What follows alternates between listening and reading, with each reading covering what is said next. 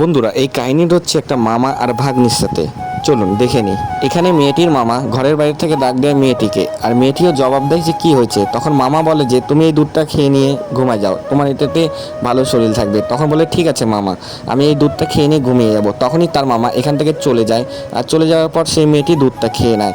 এইভাবে দুধটা খেয়ে নেয় যখন খাওয়া হয়ে গেলে মেয়েটি আবার বই পড়তে লাগে, আর এইভাবে বই পড়তে থাকে। হঠাৎ মেয়েটি বুঝতে পারে যে তার ঘুম ঘুম কেন লাগছে।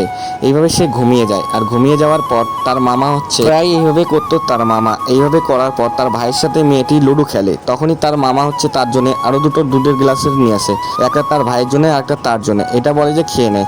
তখনই তার ভাই এই দুধটা খেয়ে নেয়, আর দুধটা খাওয়ার পর তার ভাই বলে যে আমি এই দুধটা খাবো, আমাকে দে। তখন তার ভাইকে দুধটা দিয়ে দেয়, আর মেয়েটি আর তার ভাই এইভাবে ঘুমিয়ে যায়। আর ঘুমিয়ে যাওয়ার পর তার মামা আসে। তার মামা তার ভাগ্নির সাথে রাত্রেবেলা ঘপাঘপ করেন। এই ভিডিওর পার্ট 2 দেখতে গেলে আপনারা কমেন্ট করে জানান।